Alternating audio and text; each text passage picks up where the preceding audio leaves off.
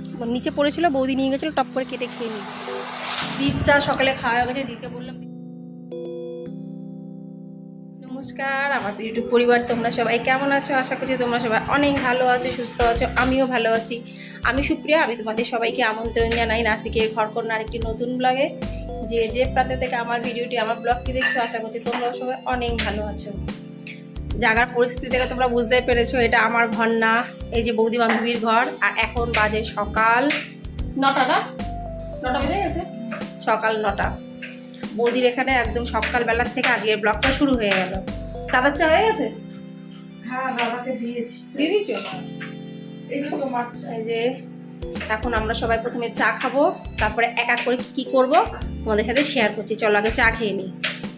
আমি ভাবতাম যে আমি বেশি চা পছন্দ করি, কিন্তু আমার উপরেও একজন আছে যে ঘুমের থেকে উঠেই আগে অর্ডার দিয়ে দেয় চা। কই দিদ চা সকালে খাওয়া গেছে, দিকে বললাম দি তুমি চা খাবে না? বলে আমার তোদের আগে চা খাওয়া কমপ্লিট। ও চা দিয়ে মুড়ি দিয়ে বাদাম দিয়ে খেয়ে নিয়েছে।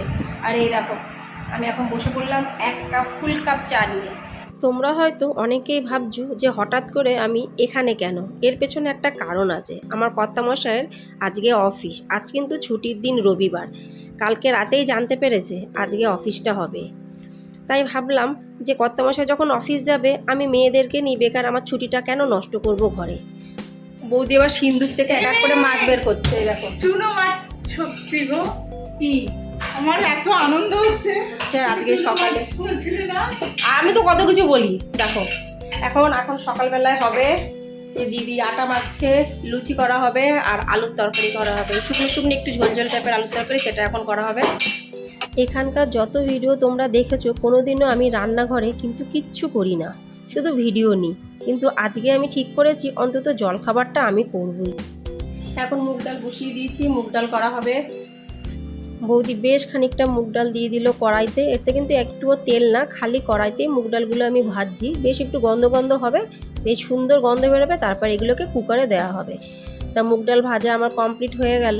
আমি বসিয়ে দিলাম কড়াই, রীতিমতন 5 ফোড়ন শুকনো লঙ্কা দিয়ে আজকে বানাবো আমি আলুর তরকারি। বেশ কুচি কুচি করে, একটু নুন, একটু হলুদ, আর লাস্টে দেবো একটা কাঁচা লঙ্কা, কিন্তু শুকনো লঙ্কা ফোড়নও দেবো। আর তার সাথে সাথে হবে লুচি, মানে এলাহি ব্যাপার। ছুটিটা একদম জমে যাবে। আমরা সবাই কিন্তু আনন্দ করব, বাকি থাকবে আমার কর্তামশাই। কিন্তু তার কপালে যদি আনন্দ না থাকে, কিচ্ছু করার নেই। সে তো আমাদের এখানে ছেড়ে চলে গেছে অফিসে কাজ আছে বলেই কিন্তু আমরা এখানে আসতে পেরেছি। ওই জন্য একটা কথাতে আছে না, দানে দানে পে লিখা है খানে वाले का नाम। নালে নর্মাল তো রবিবারে ওই চিকেন নালে মটন ওই রান্না হয়, চাটনি, পাঁপড় ভাজা, ভাত। কিন্তু আজকে রুটিনটা পুরো অন্য। ডালটা ভাজা হয়ে গেছে, এরপরে করা হচ্ছে এখানে লুচির জন্য আলুর তরকারি। সিম্পল 5 ফোড়ন দিয়ে, শুকনো লঙ্কা 5 ফোড়ন দিয়ে আলুর তরকারি করা হচ্ছে। একবার ভাবলাম এই আলুর তরকারিটার মধ্যে বেশ খানিকটা কাঁচা লঙ্কা দেবো, বেশ একটু ঝালঝাল করবো। কিন্তু এদিকে আমার দিয়ে আবার ঝালঝাল খেতে পারে না। এখন আমজাম কিছুই কুড়াবো না, কিন্তু এখানে আমজাম ভরা আছে কুড়ানোর জন্য। আর এই আমজাম কুড়ানোতে একটা মানে বিশাল গুরুত্বপূর্ণ ব্যাপার। দেখো এই যে জাম গাছ, জাম পুরো ভরা, জাম নিচে পড়ে পড়ে সব নষ্ট হয়ে যাচ্ছে। ওই জন্য বৌদি এখানে এই সবুজ রঙের, এই যে এটা কি বলে, এটা জালি টাইপের বিছিয়ে রেখে দিয়েছে। আম গাছে আম ভরা, এগুলো সব কুড়াবো। প্রচুর মিষ্টি, এখানকার আম যেমন মিষ্টি, জামও সেমন মিষ্টি। আর এইটা হলো আমার বৌদি বান্ধবীর বাড়ি, আর এই যে এটা হলো দির বাড়ি। এই যে মাঝখান দিয়ে এই যে সরু রাস্তা। কিন্তু আলুর তরকারি, তারপরে লুচি করতে হবে, তারপর ও আসবে খেতে, সবাই মিলে খাওয়া দাওয়া হবে সকালে জলখাবার। তোমাদের জাস্ট জাম গাছটা একটু দেখিয়ে নিলাম। আচ্ছা, ছোট একটা আম গাছও আছে এখানে, মানে সত্যি দেখেই আম পাড়তে ইচ্ছে করছে, কিন্তু পারবো না। দেখো মানে সদ্য বাচ্চা আম পাড়তে পারবে। দেখো সদ্য বাচ্চা আম পাড়তে পারবে এখান থেকে, দেখতে পাচ্ছ কি যে ভালো লাগছে। আর আজকে ভিডিওটি কেমন লাগছে অবশ্যই কমেন্টসে জানিও। আর এই সময় কৃষ্ণচূড়া ফুল হয়, কৃষ্ণচূড়া ফুলও আছে। ওই যে বান্ধবী মানে বৌদি বান্ধবীর বাড়ি কি দির বাড়ি আসলে মাইন্ড পুরো ফ্রেশ হয়ে যায়। নিচে পড়েছিল, বৌদি নিয়ে গেছিলো, টপ করে কেটে খেয়ে নিয়েছি। হ্যাঁ, এখন এই কম্পিটিশনে যাবে নাকি, সব তো পেটে যাবে, নেবে না। একটু যদি এদিক ওদিক হয়ে যায় না, তুই রেখে উঠে যা। এখন লুচির আয়োজন করা হচ্ছে। তেল বসিয়ে দিয়েছি, বৌদি এখন এই যে কাটাকুটি করছে। আটার লেচি ছুরি দিয়ে কাটা হচ্ছে, মানে দোকানে যেরকম লুচি ছুরি দিয়ে কাটে না লেচি করার জন্য, সেরকম। সত্যি বন্ধুরা, আমি কালকে রাত পর্যন্ত জানতাম না যে আজকে সকালটা কেমন হবে। এরকমই না, হঠাৎ যদি কোনো সারপ্রাইজ পাওয়া যায় তাহলে কিন্তু মন্দ লাগে না। ওই জন্য আমি সবসময় ভাবি কালকে কি খাবো কি করব, আজকে কিন্তু জানি না। কিন্তু হ্যাঁ, মানুষ সামান্য একটু আশা করতে পারে, বেশি দূরের আশা করার কিন্তু কোনো মানে নেই। কালকে কি হবে, কি ঘটবে, কি হতে চলেছে কেউ কিন্তু জানে না। যাই হোক, এত সুন্দর সুন্দর লুচি আগের দিয়ে বলে দিই, নাহলে তোমরা ভাববে যে কে করেছে। আমি কিন্তু একটা লুচিও বেলিনি, বৌদি সমস্ত লুচি বেলেছে আর আমি ভাজছি। খানিকটা লুচি ভাজা শেষ, ও সবার প্রথমে দিচ্ছি আরিবানকে। ও সুইমিংয়ে গেছিলো, খিদে পেয়ে গেছে। আর সুইমিংয়ে গেলে কিন্তু বাচ্চাদের খিদে পায়, বাচ্চা কেন বড়দেরও কিন্তু খিদে পেয়ে যায়। আর একে একে লুচি ভাজা হচ্ছে আর দেওয়া হচ্ছে।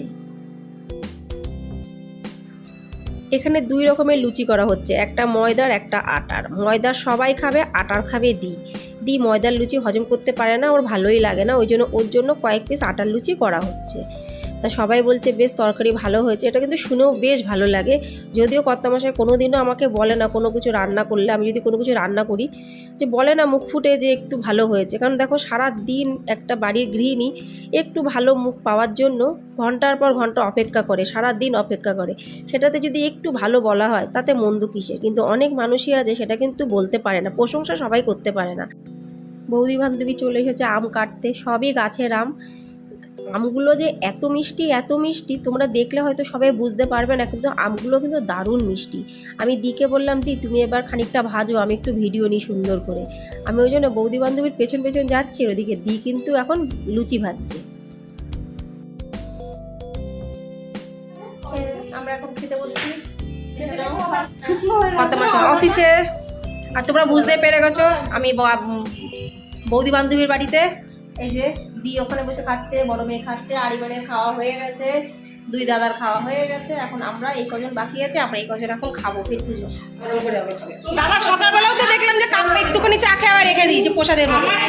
এখন ব্রেকফাস্ট করার পরে হচ্ছে চা বানিয়েছে হলো দাদা চা বানিয়েছে, মানে শুক্লাদির হাজবেন্ড চা বানিয়েছে সবার জন্য। এখানে দুটো দাদা আছে, দারুণ চা বানিয়েছে। দাদা তেজপাতা দিয়েছেন কি দিয়েছেন মনে হচ্ছে? দারুণ হয়েছে, দারুণ বানিয়েছে। মানে শুধু খাওয়ার পর্ব আমাদের। এবার আমার ছোটো মেয়ে উঠে এসেছে, বলছে মাম্মা আমি খাবো। আমি বলছি শিগগির ঝটপট খেয়ে নাও, তুমি এতক্ষণ কোথায় ছিলে? ও ছিল দির বাড়িতে।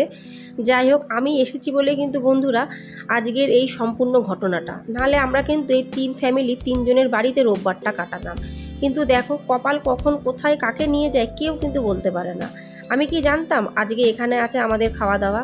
না ওরা জানতো, না আমার দিদি জানতো যে এখানে খাওয়া দাওয়া হবে বৌদি বান্ধবীর বাড়ি, না বৌদি বান্ধবী জানতো যে এতজন মানুষ আজকে এক জায়গায় আমরা একত্রিত হব। আমরা কিন্তু কেউ জানতাম না যে আজকের দিনটা কেমন যাবে।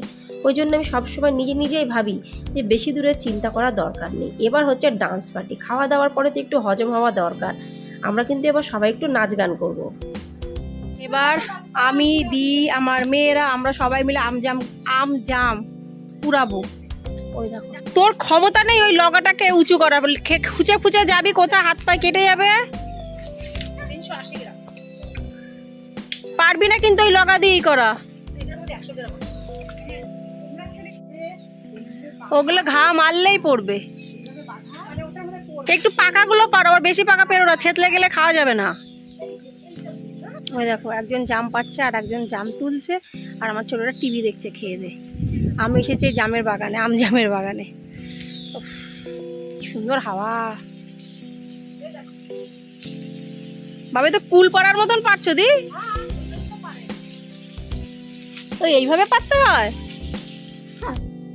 এইখানে আসলে এইসব ছোটোবেলাকার স্মৃতিগুলো আবার উঠে আসে, যেন চোখের সামনে ভাসে। আমাদের বাড়িতে মানে আমরা জয়েন্ট ফ্যামিলি ছিলাম, কত ধরনের গাছগাছালি এরকম ফল পড়তো। এই গরমকালে যে কত রকমের ফল আমরা সমস্ত সবাই জ্যাঠা ছেলে মেয়েরা আমরা সবাই মিলে কুড়াতাম, সে যে কী আনন্দ। আমার ছোটো মেয়ে কিন্তু এইসব আনন্দে একদম নিতে চায় না, ও দেখছে কার্টুন। আমার বড় মেয়ে কিন্তু আমার মতনই খানিকটা এরকম আনন্দ করা পছন্দ করে, ওই জন্য ও কিন্তু আমার সাথে সাথে এইসব কাজে যুক্ত হয়। হাওয়াতে দেখো টুপ করে পড়লো একটা আমটা পড়েই ফেটে গেল। এবার রোদ হওয়া শুরু হয়ে গেছে দি, রোদ ওটা শুরু হয়ে গেছে। পাকা আম পারো, ওই তো লগা লাগবে, না না এটা দিয়ে হাত দিয়ে আমার হবে না। এরকম কাগজে করে এইটা কথা বলছো তো? হুম হুম হুম।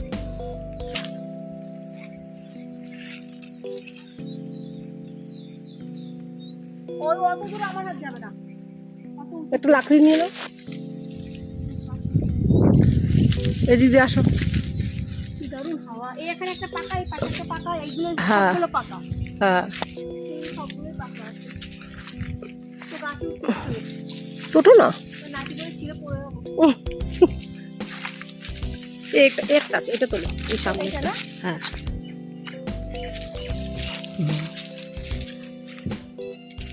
এই গাছের আর কার্বাইটের মধ্যে অনেক পার্থক্য। হুম, এই একটা।